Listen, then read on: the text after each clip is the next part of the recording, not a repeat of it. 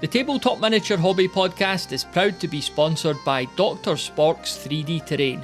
From retro greenskin outposts to elven fortresses and obelisks, this is hands down the best nostalgic scenery you'll find out there, and all at stupidly reasonable prices. Check it out for yourself by heading over to bedroombattlefields.com/spork, that's SPORK, and turn your tabletop into a scene from White Dwarf circa 1994. Andy Chambers not included. Brought to you by bedroombattlefields.com, this is the Tabletop Miniature Hobby Podcast.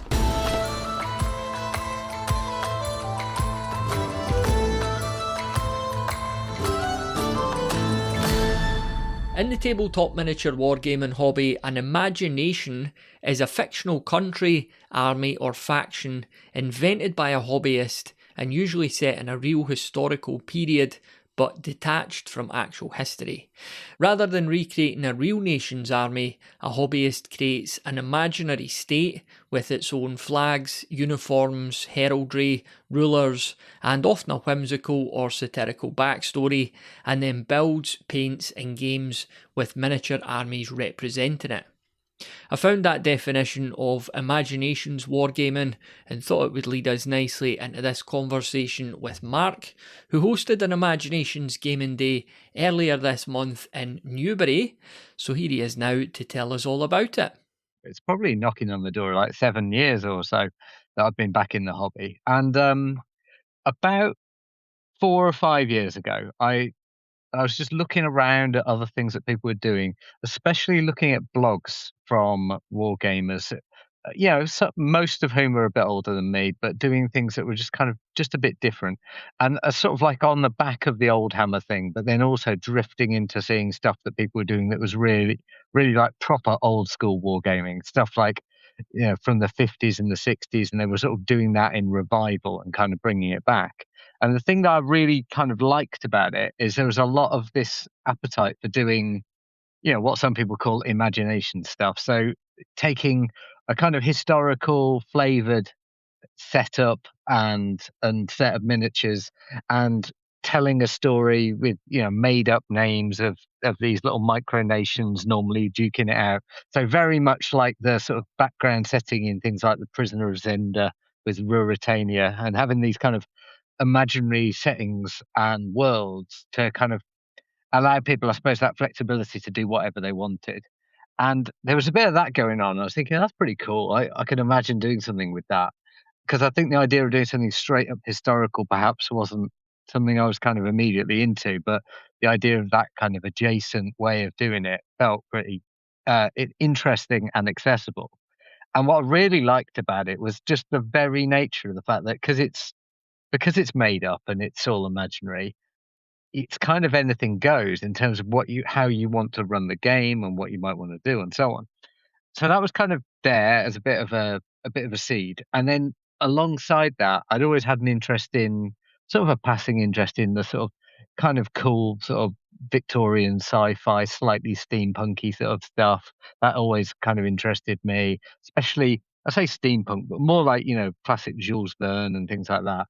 So those things were there bubbling away in my mind. And then I watched, probably for about the fourth or fifth time I'd watched it, but the Studio Ghibli Howl's Moving Castle adaptation, in which there's kind of this, which is something that's not really in the novel so much, but something that's quite prominent in the film is all these soldiers and this war going on and these airships. And I was just thinking, yeah, this is kind of what I want to base it all on. So it was all those different ingredients all come together in a bit of an opportunity to think, yeah, this is kind of crystallizing some of the ideas for me. Meanwhile, Alan and Michael Perry Miniatures, they had putting together a range of Franco-Prussian War figures. So the Franco-Prussian War was in like 1871 or something like that, and there was French and Prussian figures they were releasing, plastic ones, and the French ones look absolutely the same as the way that in the Studio Ghibli film the troops of the country Ingary, where it's set, look like, and it's kind of set at that sort of late 19th century time, although there is a magic and there's sort of steam inventions and so on. So it felt like it was all these things coming together. And so I started buying up these boxes of Perry miniatures, then started looking at other things from the 19th century and like, oh, I'll have a little bit of this, a little bit of that, anything with bright colored, colorful uniforms and so on. So I put together all this army. Well, it was two armies really, about 450 figures, something like that. Painted those up in about 2024, a couple of years ago. And then since that point, haven't really had a huge amount of gaming opportunity with them. Done some solo stuff with it. Played a couple of games with a friend of mine who was, not really a gamer, but a bit interested in it, more from the storytelling point of view. And that's been good, but he's since not really been available to play because of work and different things changing in his life. And so a few months ago, I just put out on the Discord, does anyone want to play this game? And if you do, I'll get a venue, I'll bring all the stuff, I'll host it. And the response was really positive. Loads of people come back and say, yeah, that looks pretty good. And we were able to arrange and carve out a date. So this Sunday just gone, we did that. We actually held it very close to where Jason lived because actually the people who were interested, most of them were in the south of England. So that was ideal for people to get to. It was a lovely sunny day. Jason hired this really lovely Victorian village hall. And it all really worked. And it was a really great day. We had 6 players on the day, or 7 as well, because Johnny, one of the players, brought his daughter with him, which was lovely. But it just all kind of came together. And actually, for me, from that origin point of just those few ideas meddling around in my mind, thinking that could be fun, it was really nice to sort of see it come to fruition and so forth. And it's kind of getting me thinking, about going a bit full circle and writing some kind of blog post or some article about it, because it's those blogs and those articles that inspired me to do it in the first place. But yeah, it was great. Great stuff, yeah, and I've recorded a episode with Henry Hyde. Oh, fantastic. He's a massive proponent. Yeah. I know he's a massive fan of Charles Grant, the one of the very sort of forefathers of wargaming. And I think that Charles Grant stuff, that's very much rooted in that. So there's these sort of two imaginary nations, sort of a red army and a blue army that he did, that he used as his kind of like when he was setting out his rules to illustrate how the rules work. But yeah, Henry's really carried that on. And actually, Henry's 2 big books, the Compendium and the War Games Campaigns books, have been really inspirational to me as well for it. I mean, Henry's like super into it, but yeah, the stuff he's done is amazing. Yeah, and speaking of the day that you put on, like you mentioned Johnny Watson's daughter, and I just, before we got on here, I just watched the video he'd put up, done a really good video of the day. He posted it Yeah. in the Discord, so I'll definitely put that in the show notes for the listener too. That was a great wee peek into everything that sort of went on. Yeah, one thing I quite liked about, I didn't realize he was filming it, but I did a little sort of story sort of introduction to it. And what's strange is I was planning on giving a little bit of context and then just getting into the game, but my main thoughts, so as I was driving there, was that, I need to explain the rules and so on. But because Johnny brought his daughter along, I sort of like instantly slipped into a kind of mode as I would have done when my kids were younger, of sort of thinking, or almost like kind of a bit of a sort of role play, let's tell the story kind of a mode. And actually, I think that that's something that people have commented that they liked. They liked knowing what the story of the game was, and sort of like taking that out of my mind and putting it into people's minds, so they felt like they knew what they were playing for. I think that really added something to it. It wasn't something I was really planning to do. So actually, Johnny having his daughter there really inspired me to sort of go, how would a kid want to know about it? Why they'd want to know why are we doing this rather than all the technicalities and, how is it +2 for this or -1 for that modifier? They just want to know what are we doing and why. So that was great that she came along, and I'm really glad that Johnny's put that bit in the video because it was a bit embarrassing. I quite like the fact that that was a moment that I think probably made it a little bit of a different kind of a day, which was good. Yeah, I mean, it's not like she was the only kid in the room. You had the Jason Ed there as well, so I seen Yeah, them I don't. sitting captivated. I think that they were all kids for the day. It felt really nice actually in that respect. And actually, Rob Dean put a comment on the Discord the other day saying, "Oh, it's great to see a load of people playing, such old school wargaming, and all of you look considerably younger than me." But actually, it felt very sort of timeless and ageless in terms of a way of playing a game, which I I think was something that it worked really well because we had from Johnny's daughter up to Martin, who's retired, and he joined in, and it felt like everyone was kind of on the same page, which is lovely. Talk us through then, like the game, and I've seen bits and pieces on the Discord about people commenting on particular little fun mechanics and stuff like that. So what actually was going on the table, and how did you kind of work it all?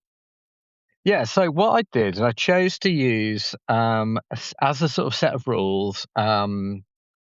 It's called Rebels and Patriots. It's by Daniel Mersey and Michael Leck, and it's in the same series as the Rampant games, Dragon Rampant, Lion Rampant, and so on. It uses very similar mechanics to those games, but it's designed and aimed at like 19th century America, War of Independence, Civil War, that kind of era. But the reality is, it was really universal, and it worked well for what I was doing, and it was kind of appropriate period. It wasn't too futuristic or too archaic. It hit that sort of 19th century vibe well. So I used that as a set of rules, but mainly because it's quite light and quite easy.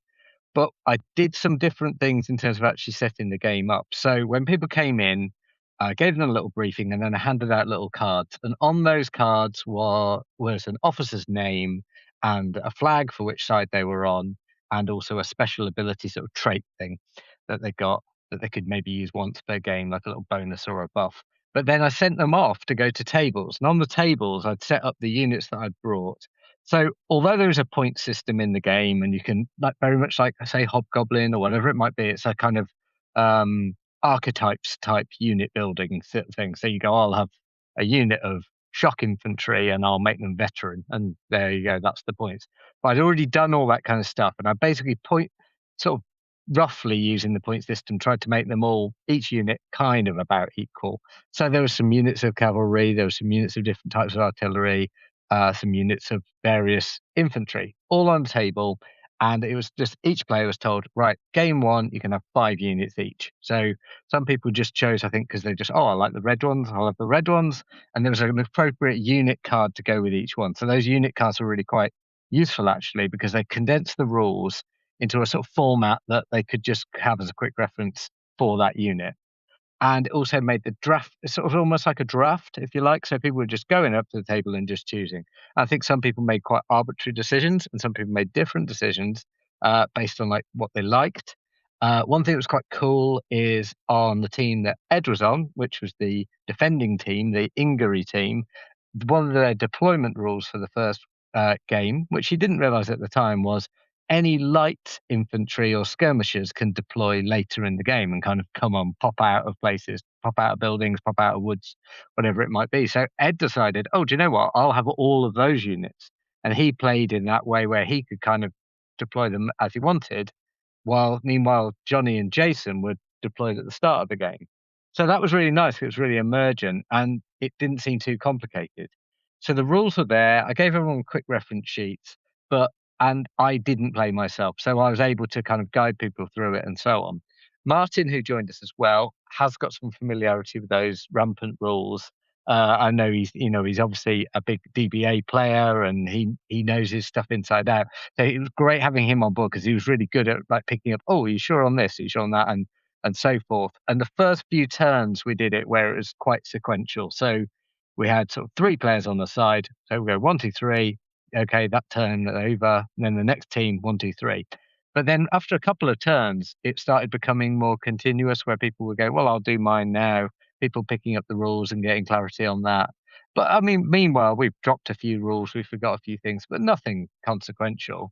And actually, it rattled along really nicely. And what happened is we managed to get through 2 games in an afternoon. So we started about 1, and we wrapped up by about 5:45, and we got 2 full games done, and it worked really well. So from that perspective, the actual kind of mechanisms and the rules that propelled the day were good, but enough that I thought, yeah, that will work well. And then in terms of the kind of quirky things, they were introduced in game 2.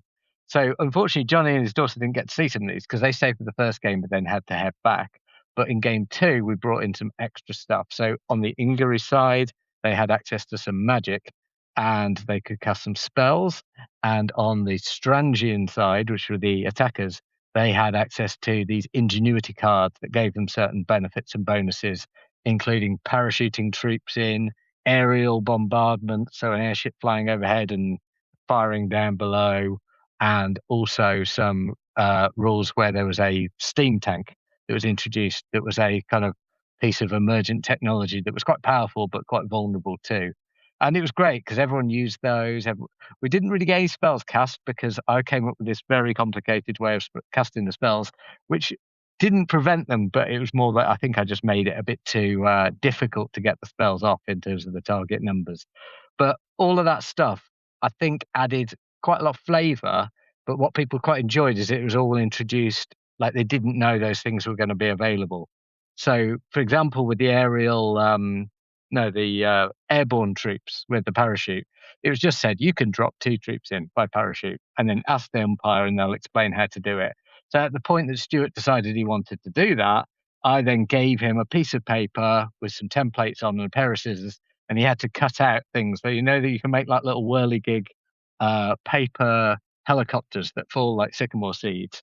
So the idea was he had to make those, throw them on the table, and they whirled down and landed where they did. And it was really good because people really enjoyed that kind of slightly chaotic, slightly um, emergent gameplay. And I think that they were nice surprises that I had sort of in store. But another thing that was great is I phoned David in Chicago last week, um, just a few days before. I said, "Can I go through these things with you?" Now, I really wanted to talk to someone who wasn't going to be there on the day, just to see, what do you reckon? Do you think it would work? And he was great because he really gave me some good suggestions. And I think it was really nice to see that pay off, that surprise element that I think that maybe war games are quite, you've got these big heavy books and you've got all the rules, you've got all this information. And it was actually really nice to have, it wasn't just the rolls of the dice. There was also a lot of elements that people perhaps didn't expect. But by being the games master, I was able to control those and introduce them. And yeah, I think that they went down really well, actually. I was really happy with it. Did the biscuits go down well? The biscuits did go down well. I think biscuits always go down well. But I bought some malted milk biscuits with the cow on them, which just have that. And this is something very cozy about them all. And all the terrain was really nice. Jason brought his green, goblin green Games Workshop mats, the ones that are like static grass on a sort of vinyl cloth. And we've got all these windmills and little farms, and they all look very cutesy and nice, bright coloured characters. So it was absolutely not grim dark, but the malted milks were definitely on brand. And yeah, no, biscuits always win.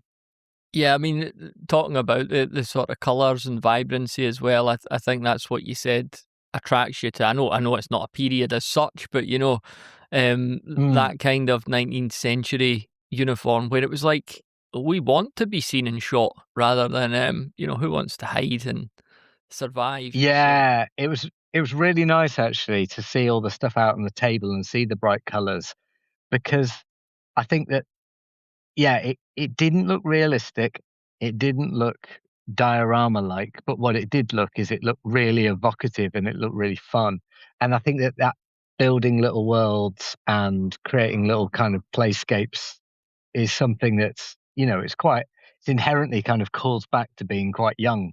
And it had that sort of shiny toy soldier vibe about it. And I was really pleased with that, actually, just to see, like you say, the red coats and the zouaves in their bright coloured fezzes and their billowing like pantaloons. And, it's all very over the top, very pomp and ceremony. And it really kind of, it really set it off. I think it's, I know that Henry Hyde's big into that kind of like, all his stuff. He has these really lovely old school Spencer Smith 30mm figures with the tricorn hats and properly gloss varnished and green bases. And I actually really like that vibe. I really like the realism as well that people have in their wargaming. But yeah, it was just something about it that felt really, really old school and really kind of warm. And it was really nice doing it on a sunny day as well. I know that sounds silly, but everything looked really good as a result. Yeah, you were almost H.G. Wells out in the garden doing Little Wars. Probably got the weather for that. Yes. Maybe hire a bowling green Yeah. next year. Well, I mean, it's interestingly, it was the week after Jeff over at Oakbound had his The Woods in the Woods Yeah, event, that looked brilliant. which I've never been to, but I'd like to. And it just looks amazing. It's just like, if you're going to play a game about little fey creatures out in the woods. Actually, do it in the woods. It's perfect. And yeah, you're right. That HG Worlds thing. That's the next step, isn't it? We've got to do an actual a garden game. Yeah, I think it also made me think about how stuff like, those little old cannons that you could put matchsticks in and pull them back and fire them out, and yeah, that type of stuff. It's like, do you know what? That's pretty cool. And certainly that's the Black Battlemasters vibe, isn't it? The sort of practical. Oh no, it's not. It's crossbows and catapults, isn't yeah, it? With the yeah. with the practical thing, but it's just something about that type of wargaming. It's yeah, I really like the sort of warm fuzziness of it. Parsek's Diary is an audio journal bonus series on Patreon, chronicling the adventures of my 5 parsecs from home crew, the Lucky Strikes. Follow this beleaguered gang of criminal scum as they're pursued around the galaxy by lethal cyborgs, xenomorphs, and budget ale-inspired bounty hunters. Parsek's Diary is available now on patreon.com/bedroom battlefields. That's patreon.com/bedroom battlefields. And now back to the show. It must have been a pretty big painting project for you. It was, but weirdly, it didn't take that long. So I got most of it done in about 6 months, which sounds crazy in terms of actual numbers of models. But what I did is a really simple approach. So there's no highlights or anything like that. It's just a few base colors and then a really light army painter wash. But the mass effect of it is really good. If you look at each figure, they're not that crisp at all. They're quite basic. But I multi-based everything. So there's 6 figures on a sort of 50 by 60 mil square base or rectangular base. So they're quite packed in.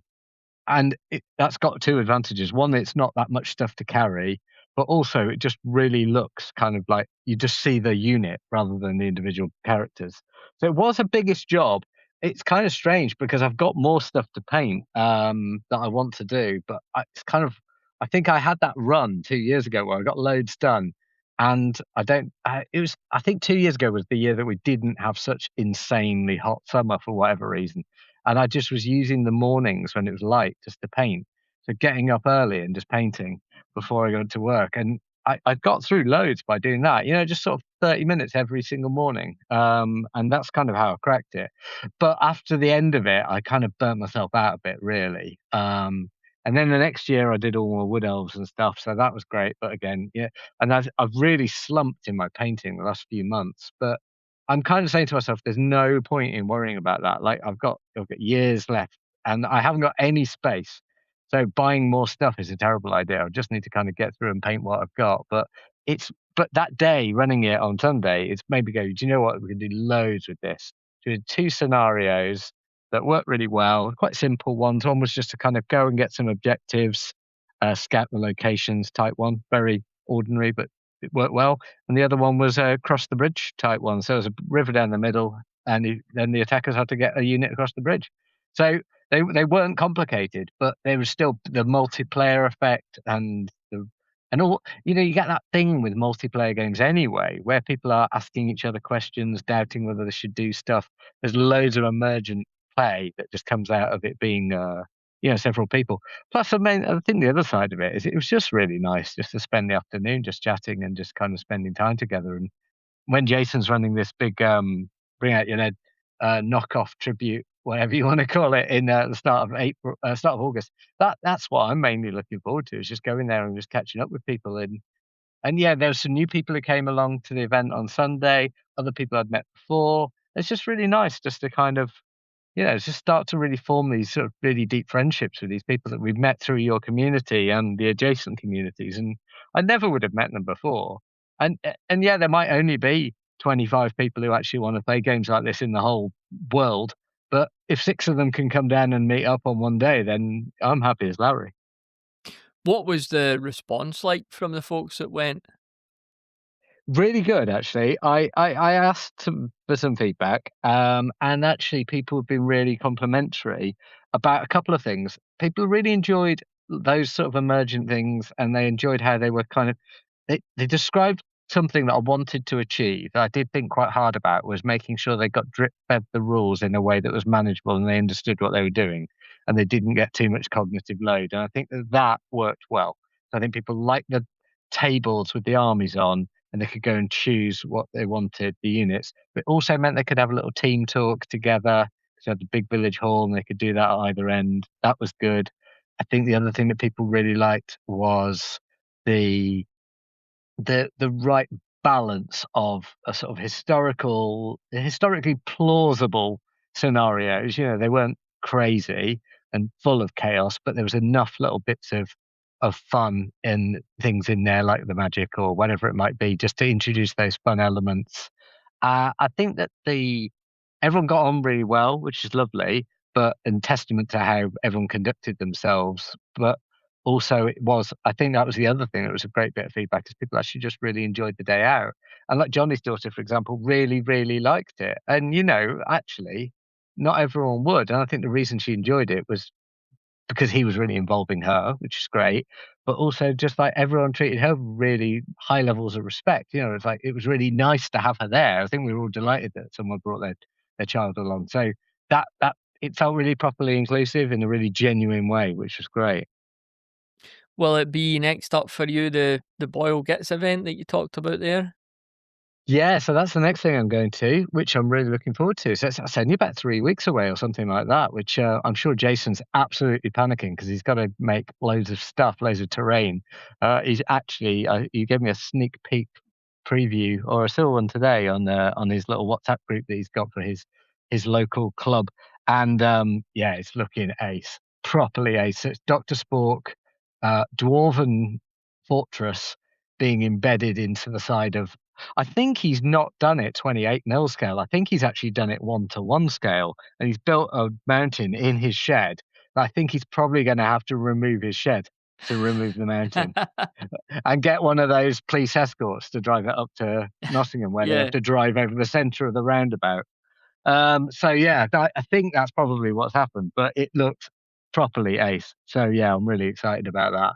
And it's just also like I don't know how many people we've got coming, but it's something like knocking on the door 20 or something, which is really good. So yeah, that'd be really nice to catch up with people. It's at the same venue that Johnny Watson held his Call of the Crown Games Day at. That was the last bigger thing that I went to. And so yeah, it feels like doing loads at the moment with gaming and meeting up with people and stuff like that. It's been great, ace. And there's a Xenos Rampant game day going on near me at the end of August that I'm looking forward to going to. I think Martin's coming up to that as well. It's someone that Martin knows in Coventry is running that one. So I'm cock a hoop with loads of stuff to do. I'm more than happy. Yeah, you're getting out there, getting games, but that's what it's all about. Like, especially when you've Mm. went through that period of prep and loads of painting and stuff, it's nice to be able to kind of smell the roses with it all and just roll some dice, isn't it? Yeah, that's true. It really is true. I think the other thing as well is not to say that like when my kids were younger, it was I couldn't do stuff, but it was less easy. And actually, I'm kind of really reaping the benefit of the fact that like they are now a bit older. And yes, on one hand, they now don't want to play games with me when they did before, so I don't get that game time at home as much as I used to. But like it's easier to kind of go out and about and do things. But yeah, that preparation and seeing stuff come together, it's it's really nice, and it's a really strong antidote to the kind of dopamine driven instant gratification culture that even if you don't want to be part of it, the world is so engineered to be that way at the moment. It's really hard to avoid it, and just to do some real life actual things is really lovely. And it you just find yourself, you know, your phones are away, the conversations are real and genuine, and people just taking time just to do something that's really practical and really old school and really real. But, you know, not in some kind of weird pseudo nostalgia thing where you're like, oh yeah, let's pretend for a while the world isn't as it is. It's actually more like, no, this is actually how it can be. You know, that you can have hobbies that are like this, that are practical and analog, and they have a real place in the real world. And actually the digital connection and connectivity from whether you call it social media or however you want to label it, you know, these online communities, they are like the enzyme that's making it all happen. So it's kind of this best of both worlds thing, actually. You've got that online connectivity, but then resulting in that analog experience. And for me, it's incredibly rich. Speaking of the online side of things, any plans yet for the next Royal Orc session on the Discord? Yeah, so we run them quarterly. So the last one was the middle of June. So the next one will be in the middle of September.